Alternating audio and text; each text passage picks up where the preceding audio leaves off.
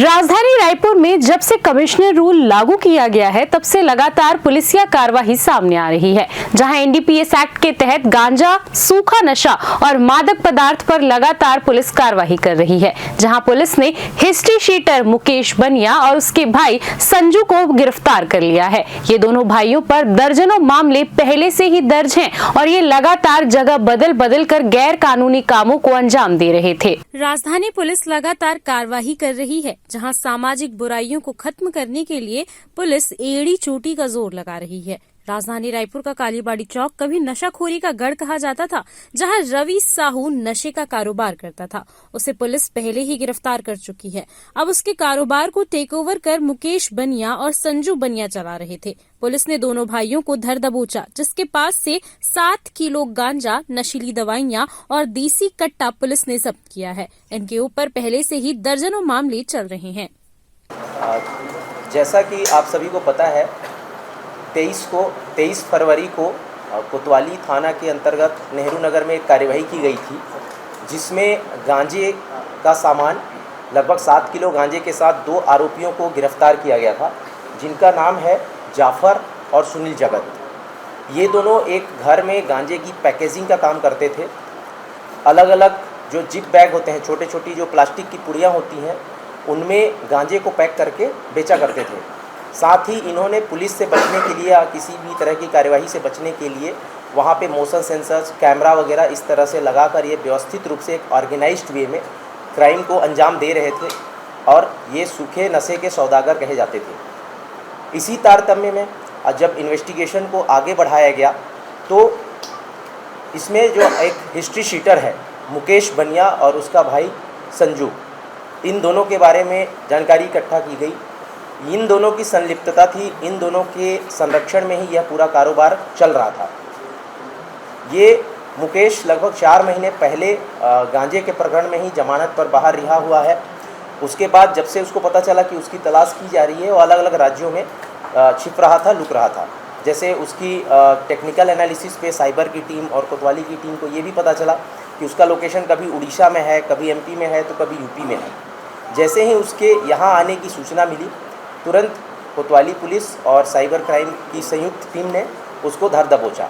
उसके पश्चात उसके पास से लगभग 6 किलो गांजा, 1 देशी कट्टा, 3 नग कारतूस और अल्प्राजोलम के टेबलेट्स भी बरामद किए गए हैं। इस पूरी कार्यवाही में साइबर क्राइम की पूरी टीम और पुलिस कोतवाली की टीम ने ये रिकवरी की है और इसमें इन दोनों को गिरफ्तार करके जुडिशियल रिमांड पर भेजा जा रहा है। इन दोनों आरोपियों के खिलाफ कई सारे अपराध पहले से कायम हैं, जिसमें मुकेश बनिया के खिलाफ 30 से ज़्यादा टोटल एफआईआर रजिस्टर्ड हैं।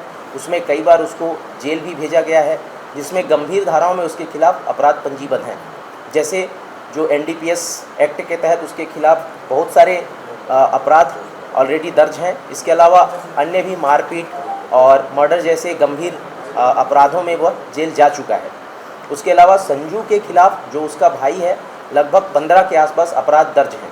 ये दोनों कुख्यात हिस्ट्री शीटर रहे हैं और इन दोनों को रायपुर कमिश्नरेट की पुलिस ने गिरफ्तार कर एक बड़ी सफलता हासिल की है। लड़के ला के रखता है और उनसे पैकिंग का और बेचवाने का काम करता है। जो पहले जो दोनों आरोपी थे वो तो उसी नेहरू नगर के ही रहने वाले थे और उनके कब्जे से जो पैकेजिंग का इनका जो चल रहा था धंधा, वो सब बरामद हुआ था। वो दोनों यहीं लोकल रायपुर के किराए में अपने यहाँ उड़ीसा से लड़के लाके नाबालिग।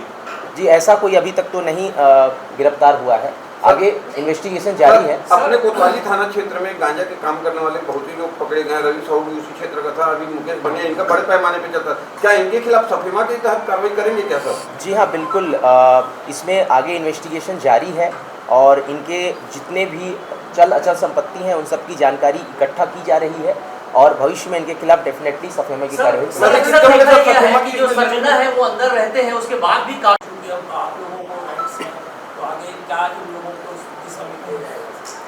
जी, इस तरह के जो भी हिस्ट्री शीटर हैं या आदतन बदमाश हैं, उनकी एक सूची तैयार की जा रही है और उनके प्रकरण बनाकर कमिश्नर सर के थ्रू जिला बदर की कार्यवाही की जा रही है और इसको एक फास्ट प्रोसेस के रूप में करने की कोशिश की जा रही है। कितने लोगों की सूची अभी ऐसा कुछ आप लोगों ने तैयार किया? अभी ये सूची ऑलरेडी अपडेट की जा रही है, लेकिन जितने भी जो कुख्यात जैसे हैं, जैसे ये जो आरोपी थे, इसी तरह के कुछ और भी होंगे, उन सब पे काम किया जा रहा है। तीनों जो डीसीपी जोन्स हैं, जो तीनों जोन्स हैं, उसमें से ऐसे जो सबसे ज़्यादा कुख्यात हैं उनको आइडेंटिफाई किया जा रहा है और उनके खिलाफ जिला बदर की कार्यवाही प्रारंभ की जा रही है। जगह ले लेता है और काम हमेशा चलते रहता है, ये पहली बार नहीं है, हमेशा ये देखा गया। चल भी रहा है। कैसे कैसे जी हाँ, कंट्रोल चल भी रहा है। जैसा कि पुलिस कमिश्नरेट रायपुर एक सूखे नशे के खिलाफ अभियान के रूप में काम कर रही है। जो कोई भी इस तरह के कार्य में अगर संलिप्त होता है, इस तरह का गैर कानूनी कार्य करता है, तो उसके खिलाफ वही कार्यवाही की जाएगी जो इनके खिलाफ की गई है। और हमारा सतत प्रयास रहेगा और हमें आम जनता से भी हमारी अपील है कि अगर आप ऐसे किसी सूचना से अवगत होते हैं तो तुरंत पुलिस को या क्राइम की टीम को अवगत कराएं, जिससे हम प्रभावी कार्यवाही कर सकें। सर, ये लंबे समय से नशे का कारोबार कर रहा है, ये कहाँ से लाता है गांजा? वो नेटवर्क तक पहुंचने की कोशिश की है क्या पुलिस? जी, इसके लिए आप सभी जैसा जानते हैं कि एक एंड टू एंड इन्वेस्टिगेशन का प्रोसेस होता है, उस पर हम आगे बढ़ रहे हैं। जैसे ही और लीड्स मिलते हैं तो उसका खुलासा हम बाद में सर, सफेमा की सूची में कितने लोग हैं? सर, सफेमा की सूची में कितने ड्रग पेडलर हैं? जी, अभी ये कॉन्क्रीट इन्फॉर्मेशन दे पाना संभव नहीं है, लेकिन हम कोशिश कर रहे हैं कि जिन्होंने भी इस तरह से नशे का धंधा करके, नशे का कारोबार करके जो भी संपत्ति अर्जित की है, उसको सफेमा के तहत उनकी कार्यवाही की जाएगी। सर, तो लिस्ट वायरल हो रहा था सर। हाँ, कट्टा ही कट्टा है। सर, इसके बाद से 3 कारें हैं, इसके बाद 3 कारें नई वरना कार की जब्त है और इसके 5 मकान की।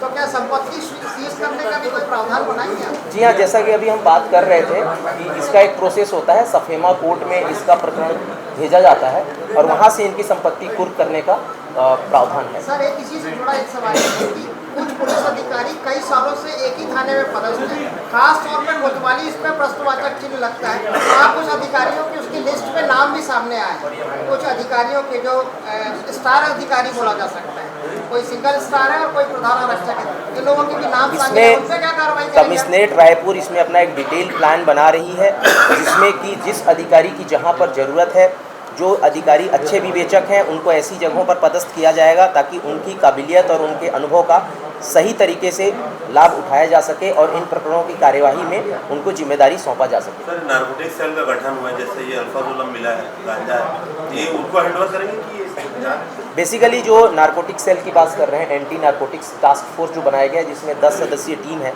उनको basically end to end investigation की जिम्मेदारी दी जाएगी। इस तरह के जितने भी प्रकरण होंगे वो उनको हैंडओवर किया जाएगा और वो उसमें आगे बैकवर्ड और फॉरवर्ड लिंकेजेस में आगे बढ़ते हुए इसके पूरे नेटवर्क को ध्वस्त करने की कोशिश करेंगे। होली का त्योहार आ रहा है, दंग का त्योहार है।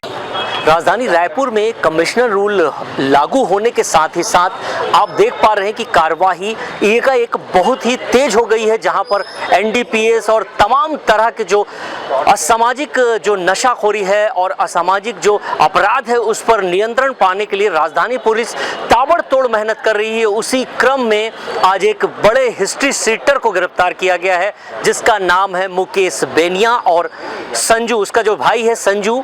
ये दोनों कभी सहयोगी हुआ करते थे रवि साहू का, जो कालीबाड़ी में इस अवैध कारोबार को चलाया करते थे। उसको पुलिस ने पहले ही गिरफ्तार कर लिया है और उसके बाद अब एक बड़ी कार्रवाई की गई है, जहां पर गांजे के साथ कट्टा पिस्टल भी गिरफ्तार किया गया है, जब्त की गई है और एक बड़ी कार्रवाई को राजधानी पुलिस ने अंजाम दिया है। और कमिश्नर रूल लागू होने के साथ ही साथ एक बड़ा परिवर्तन हमको राजधानी में दिख रहा है और कुछ जानकार का मानना है कि ये कमिश्नर रूल अगर राजधानी में लागू होने के बाद अगर इतनी सख्त कार्रवाई हो रही है तो इसे क्यों ना पूरे प्रदेश में लागू किया जाए, जिसकी मांग भी उठ रही है। अपने सहयोगी विशाल के साथ राजू दीवान, CCN न्यूज़ और लोक स्वर टीवी के लिए।